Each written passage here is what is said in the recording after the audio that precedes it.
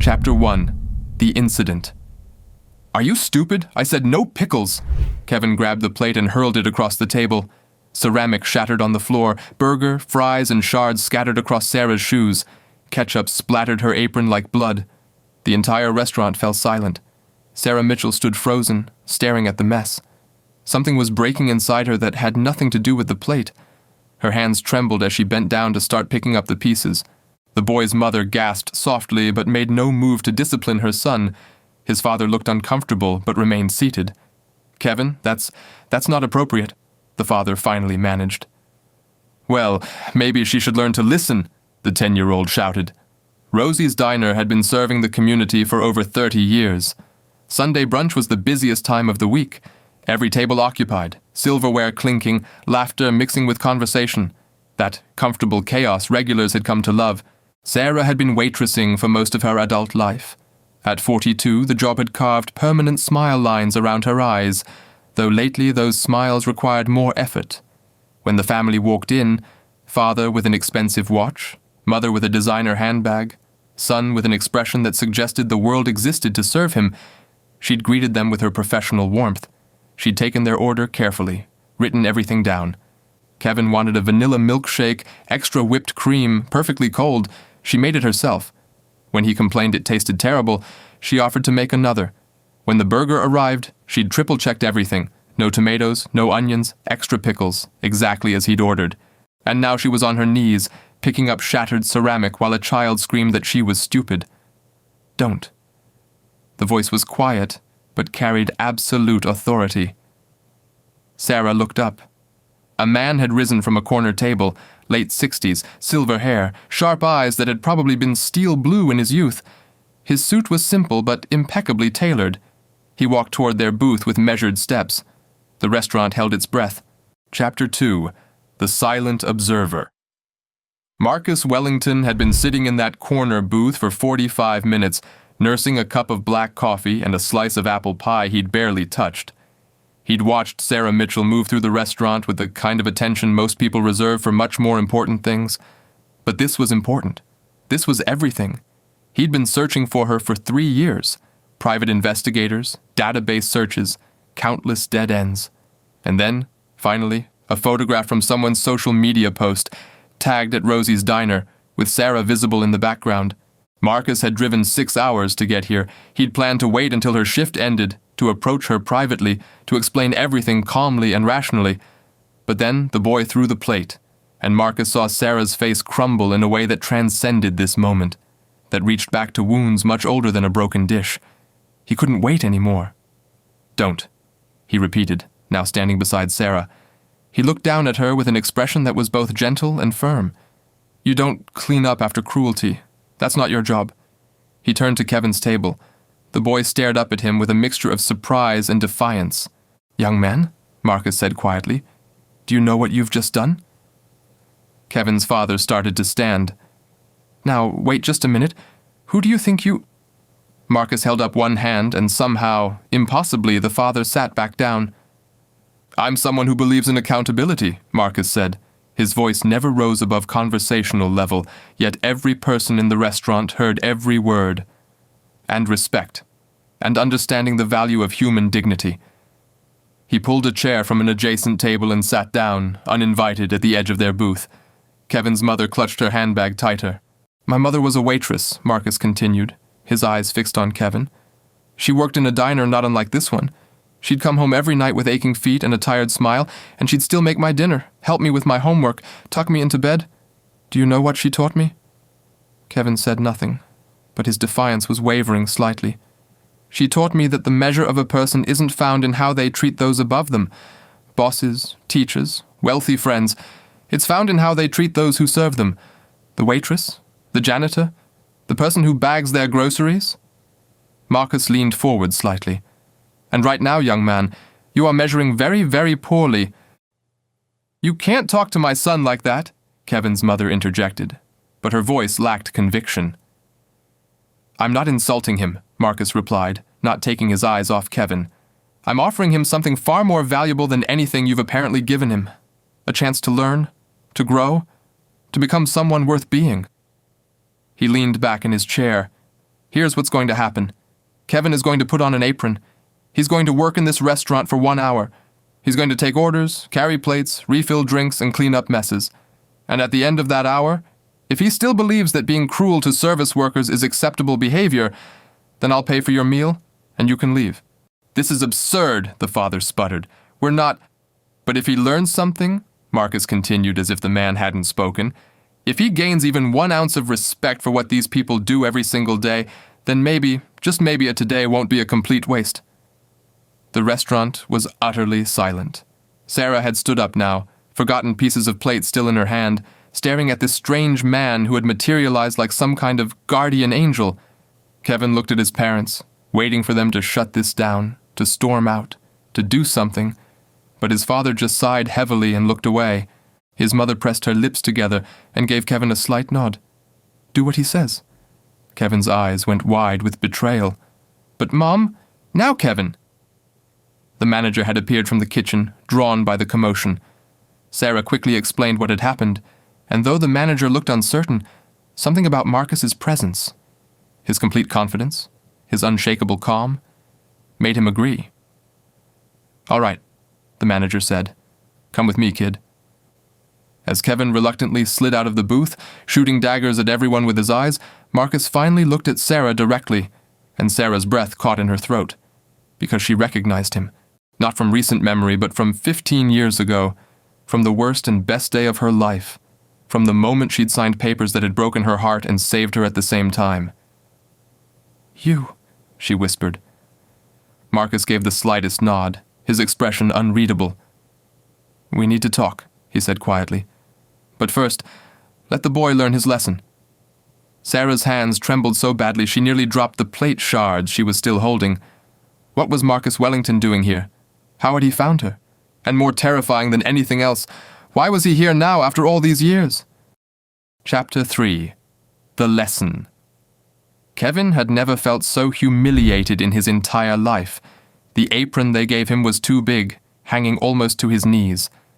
The other staff members watched him with barely concealed amusement, and the manager, a stern woman named Rita, was explaining his duties with the kind of no-nonsense tone that made it clear she wasn't going to tolerate any attitude. You'll start by buzzing tables, Rita said. That means clearing dishes, wiping down surfaces, and resetting them for new customers. Think you can handle that? Kevin wanted to say something snarky, but when he opened his mouth, he found the words dying in his throat. His parents were still sitting in their booth watching him. The old man, Marcus, was watching him. Everyone was watching him. Fine, he muttered. Rita handed him a gray plastic tub. Table 7 just finished. Get moving.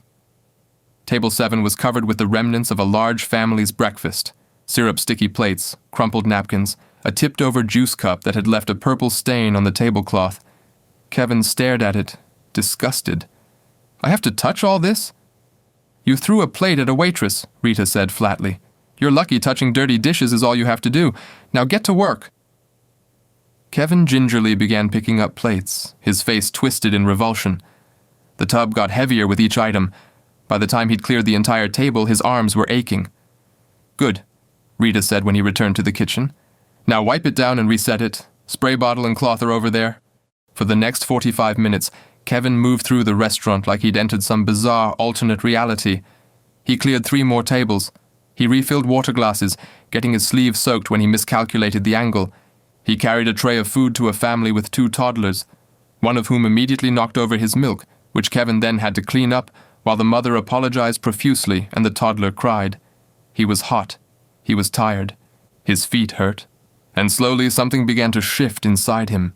He watched Sarah moving between tables, always with that patient smile, even though he could see the exhaustion in her eyes.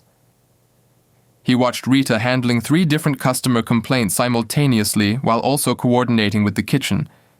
He watched the cook, a large man named Tommy, working over a sizzling griddle in heat that must have been unbearable, never missing a beat. These people worked hard, really hard, and they did it with a kind of grace Kevin had never noticed before. When his hour was finally up, Kevin stood in the kitchen doorway, sweaty and exhausted, while Rita removed his apron. So? She asked. What did you learn? Kevin looked down at his expensive sneakers, now stained with various food substances, and then back up at her. It's harder than I thought, he admitted quietly. Rita nodded.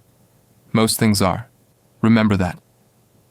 When Kevin returned to the booth, his parents looked at him with expressions he couldn't quite read. Shame? Pride? Maybe a mixture of both. Marcus was still sitting there, and he regarded Kevin with those sharp eyes. Well? Kevin swallowed hard. He turned to look for Sarah and spotted her across the restaurant. Slowly, feeling like his legs were made of lead, he walked over to her. "I'm sorry," he said. The words felt strange in his mouth, unfamiliar. "For throwing the plate, for being mean, I'm sorry." Sarah looked down at him, and her eyes were glassy with unshed tears. "Thank you, Kevin. That takes courage." When Kevin returned to the table, Marcus stood up. "You did well," he said simply. Then he turned to Kevin's parents. "Your son has potential. Don't waste it." He pulled out his wallet and placed several bills on the table, far more than their meal would have cost.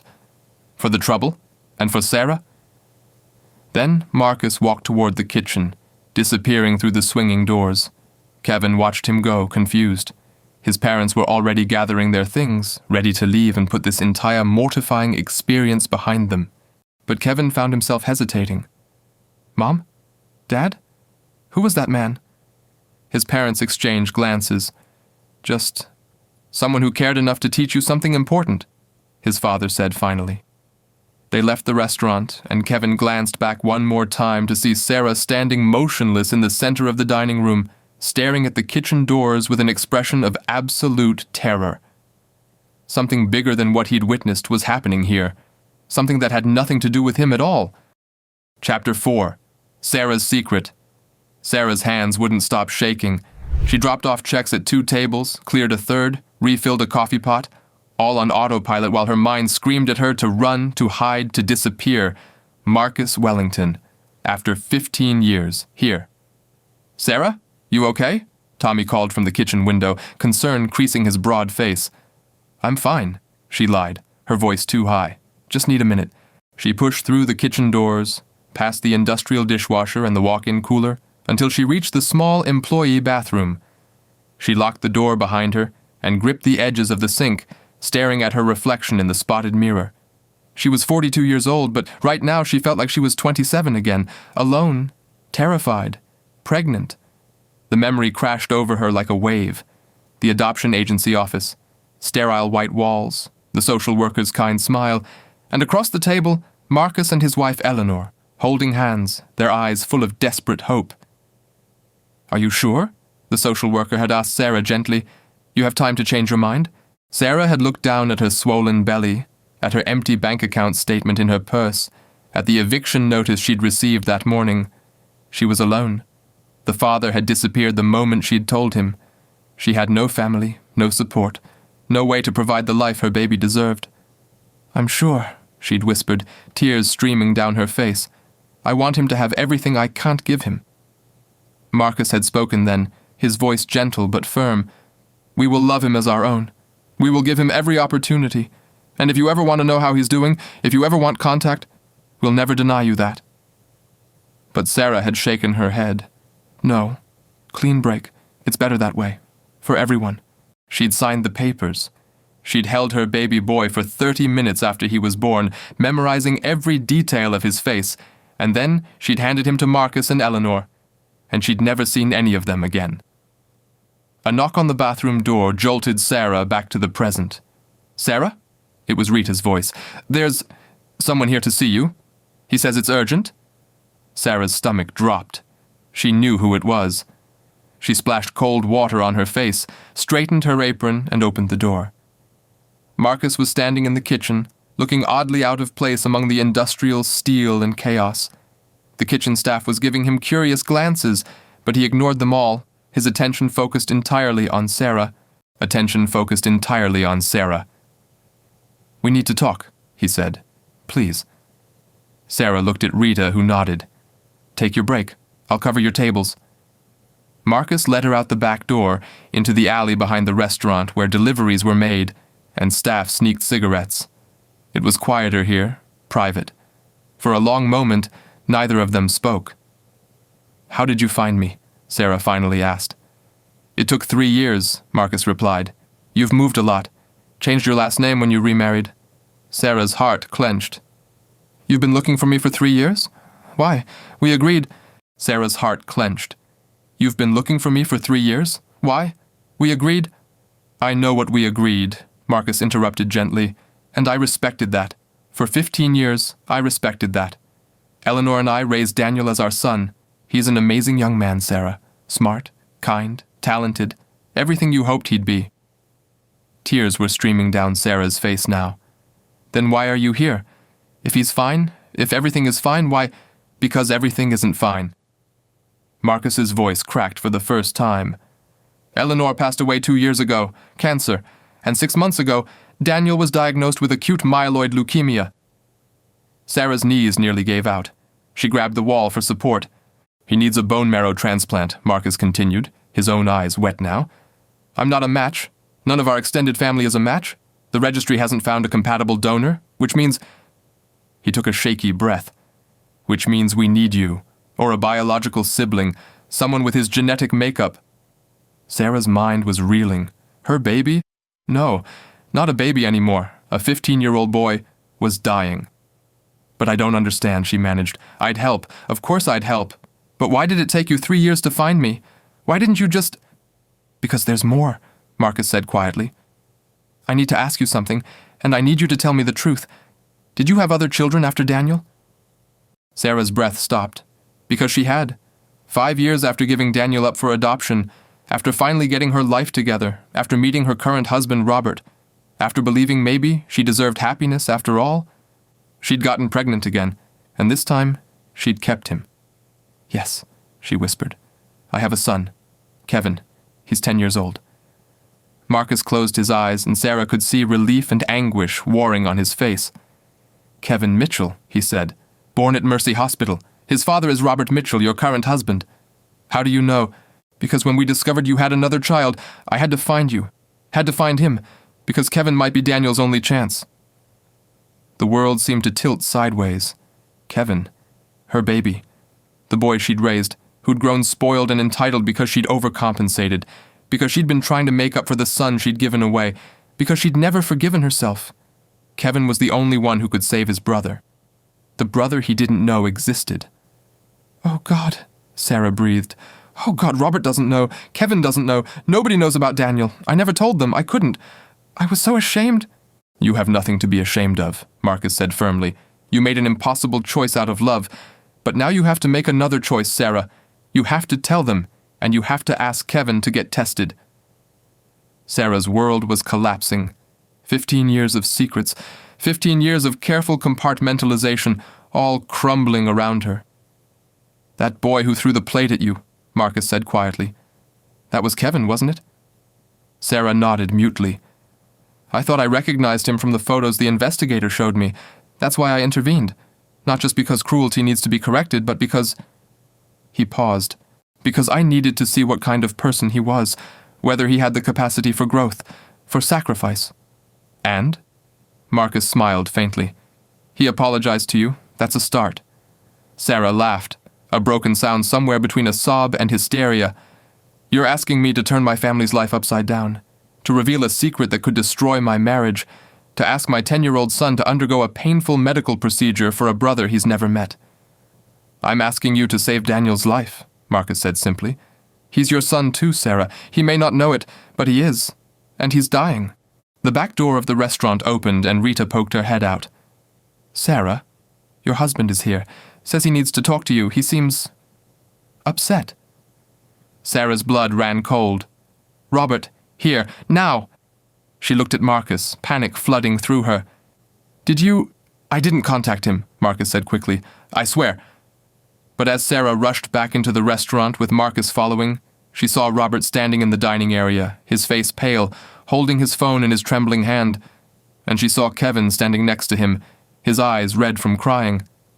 Sarah, Robert said, his voice strange and hollow. Kevin just told me what happened here today, about the man who made him work, about... He held up his phone, showing her a photograph on the screen. It was old, faded, but unmistakable. Sarah at 27, holding a newborn baby in the hospital. Kevin found this in the attic, Robert said, in a box you told me never to open. He was looking for his old baseball cards and... His voice broke. You had a baby before we met, and you never told me. The restaurant had gone silent again. Everyone was watching. Again. Sarah felt the floor dropping away beneath her, all her secrets, all her carefully constructed lies, all of it exposed in a single afternoon. She looked at Kevin's tear-stained face, at Robert's expression of betrayal and confusion, at Marcus standing in the doorway with guilt and determination warring on his features, and she knew there was no way out but through. Yes, she said, her voice barely above a whisper. I had a baby. I gave him up for adoption. His name is Daniel. Kevin's eyes went wide. I have a brother? Yes. Where is he? Robert asked. Why didn't you ever tell me? Sarah looked at Marcus, and he gave her the smallest nod of encouragement. Because I was ashamed, she said.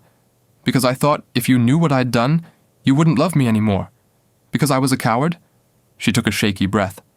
And because Daniel is sick, he needs help, and the man standing in that doorway, his name is Marcus Wellington. He adopted Daniel 15 years ago, and he's here because...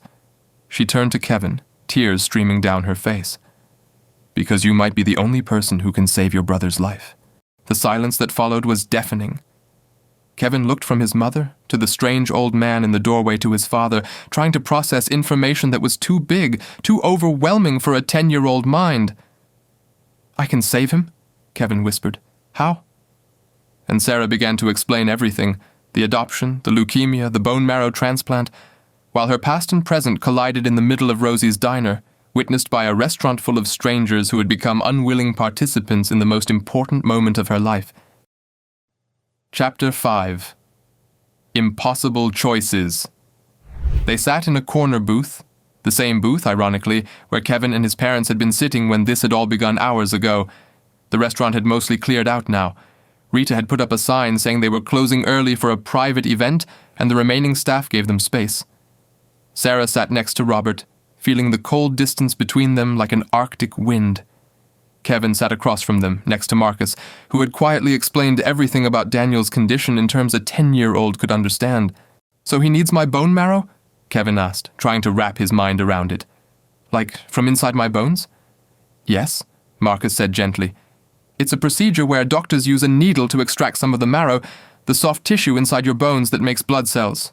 Then they give it to Daniel, and if all goes well, his body will start making healthy blood cells again. Does it hurt? Marcus didn't lie. Yes, there will be pain, and you'll be sore for several days. But doctors will give you medicine to help manage it, and you'll be saving your brother's life. Kevin was quiet for a long moment. Then he looked at his mother with an expression far too mature for his 10 years. Is that why you always look so sad sometimes, even when you're smiling? Because you were thinking about him? Sarah's heart shattered. Yes, baby. I've thought about him every single day for 15 years. Why did you give him away? It was the question she dreaded, but she owed him honesty. Because I was alone and scared. I didn't have any money, any family, any way to take care of a baby. I thought I was doing what was best for him. And Marcus and his wife Eleanor, they gave Daniel a wonderful life, Kevin. A life I couldn't have given him back then. But you kept me, Kevin said, and there was no accusation in his voice, only confusion. Why was it different? Because by the time I had you, I'd met your father. I had a job, a home, support. I was in a different place in my life. She reached across the table to touch his hand. Both choices were made out of love, Kevin. I hope someday you can understand that. Robert had been silent through all of this, and when he finally spoke, his voice was raw. I understand why you didn't tell me before we got married. I can even understand why you didn't tell me during our marriage. What I can't understand is why you didn't trust me enough to believe I'd support you through this. I was afraid, Sarah said simply. Afraid you'd leave. Afraid you'd think less of me. Afraid Kevin would grow up knowing his mother had given away her first child, and wondering if she might give him away too. I would never think that, Kevin said immediately, and the fierce protectiveness in his young voice made Sarah's tears flow harder. Robert scrubbed his hands over his face. This is a lot to process, all of it. But right now, there's a 15-year-old boy dying who is my son's biological brother. And that has to take priority over my hurt feelings? He looked at Kevin. This is your decision, Kevin, not mine, not your mother's, yours. If you want to get tested to see if you're a match, we'll support you. If you want to wait, to think about it, to meet Daniel first, all of that's okay. There's no wrong choice here. Except there kind of is, Kevin said quietly. Isn't there? I mean, if I can save him and I don't, that's wrong, right? Marcus leaned forward. Kevin, you're 10 years old. Nobody should put this weight on your shoulders if you're not comfortable. I want to meet him first, Kevin interrupted. Daniel, before I decide, is that okay? Can I meet my brother? Marcus's eyes filled with tears. He would like that very much. Chapter 6. The Meeting. 3 days later, Sarah stood in the hallway of St. Mary's Hospital, her hand gripping Kevin so tightly she was probably hurting him, though he didn't complain. Robert stood on Kevin's other side, and Marcus waited by the door to room 507, his hand on the handle. He knows you're coming, Marcus said. I told him everything about you, Sarah, about Kevin. He's overwhelmed, but he wants to meet you both. Sarah couldn't speak. Her throat had closed up entirely. Kevin looked up at her. It's okay, Mom. We can do this. When had her baby become so brave? Marcus opened the door. The room was private, equipped with all the machines and monitors that serious illness required, and in the bed, propped up on pillows, was a 15-year-old boy who looked heartbreakingly like Kevin. The same nose, the same chin, the same eyes that were now fixed on them with a mixture of hope and fear. He was painfully thin, his skin pale, his head covered by a knit cap that Sarah suspected was hiding hair loss from chemotherapy, but he was alive. He was here. He was Daniel. Hi, the boy said softly. Sarah's knees buckled, and Robert caught her, supporting her weight as she stared at the son she'd held for 30 minutes 15 years ago. Hi, she managed, her voice breaking. Kevin, showing more courage than any of them, stepped forward. I'm Kevin. I guess I'm your brother. Daniel smiled, and it transformed his face. I guess you are. This is really weird, huh? Super weird, Kevin agreed. He moved closer to the bed. Does it hurt? The cancer? Sometimes. Mostly I'm just tired. Like, all the time. Daniel studied Kevin with obvious curiosity. You look like me. Or I look like you. However that works. We have the same mom, Kevin said, glancing back at Sarah. That's how it works. For the next hour, they talked. Awkwardly at first, then with growing ease. Kevin told Daniel about school, about his friends, about the baseball team he played on. Daniel told Kevin about his love of astronomy, about the telescope Marcus had bought him, about the stars he'd mapped before getting sick. Marcus and Robert talked quietly in the corner, two fathers united by their love for their sons, and Sarah sat in a chair beside the bed, watching her two boys, both her sons, though in such different ways, begin to know each other. Kevin, Daniel said eventually, and his voice had gotten softer, more tired. Marcus told me that you might be able to help with the transplant. Is that true? Kevin nodded seriously. They're going to test me tomorrow to see if I'm a match. And if you are, would you do it? Even though you just met me? Kevin thought about it, really thought about it, and Sarah loved him more in that moment than she ever had before. Yeah, Kevin said finally. I would, because you're my brother. And earlier this week I learned something about treating people right, about what really matters. He glanced at Sarah, then back at Daniel. Plus, you seem pretty cool. I'd like to have a big brother. Daniel's eyes filled with tears. I'd like to have a little brother. Chapter 7. The Transplant. The test results came back 2 days later. Kevin was a perfect match. The doctors scheduled the transplant for the following week, giving Kevin time to prepare physically and mentally for the procedure. Sarah barely slept during those days, terrified of what she was allowing her 10-year-old to endure, yet knowing there was no other choice. Robert had moved past his initial hurt and was now her rock, supporting both Kevin and Sarah through the emotional tornado they were all caught in. The day of the procedure arrived gray and cold. Kevin was unusually quiet as they drove to the hospital, and Sarah kept reaching back from the front seat to squeeze his hand. You can still change your mind, she told him for the 100th time. Mom, Kevin said with exasperation that sounded so normal, so wonderfully normal. Stop, I want to do this. In the pre-op room, Kevin changed into a hospital gown that was comically large on his small frame. The nurses explained the procedure again, making sure he understood everything that would happen. Daniel was in a room down the hall, being prepped for his side of the transplant.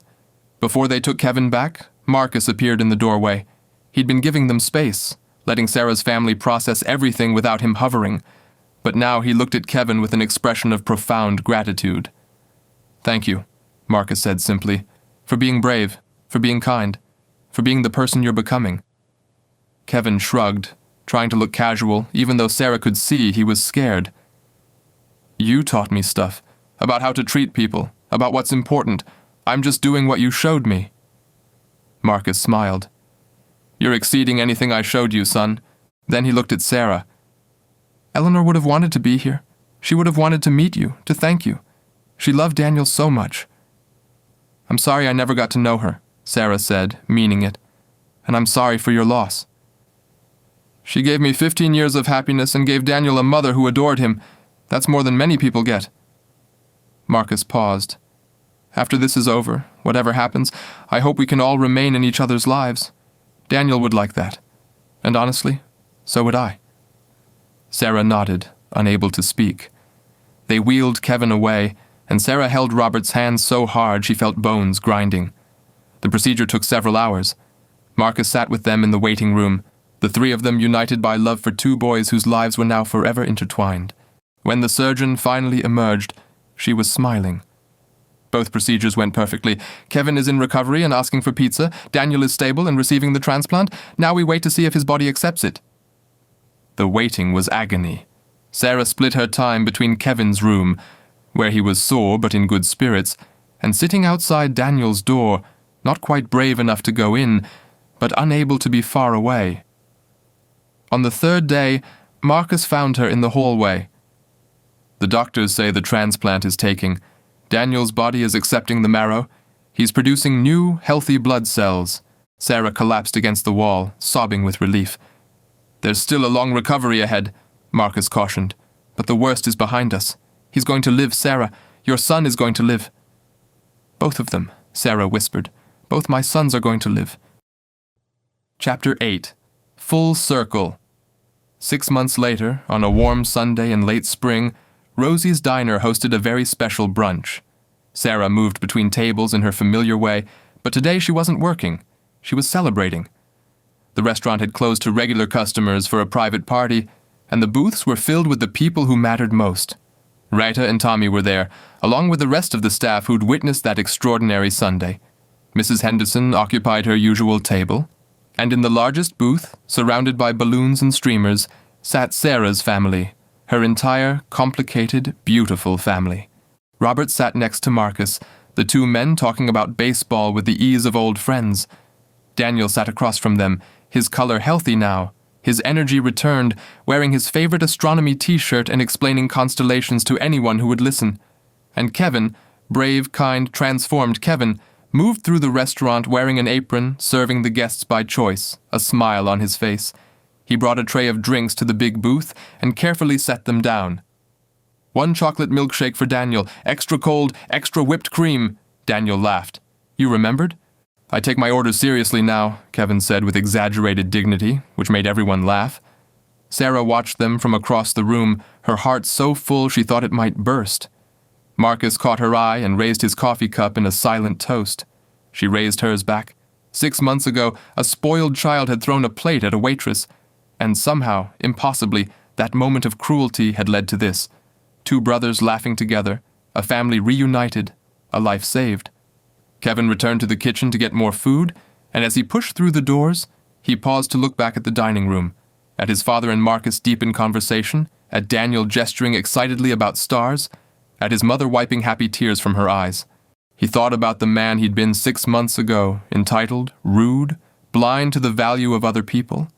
And he thought about the man he wanted to become, someone like Marcus, who stood up for others, someone like his mother, who'd made impossible choices out of love, someone like Daniel, who faced terrible things with courage and grace.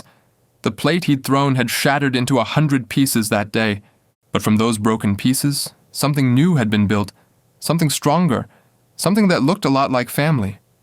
Kevin smiled, adjusted his apron, and went back to work. Outside, the sign on Rosie's Diner flickered in the sunlight.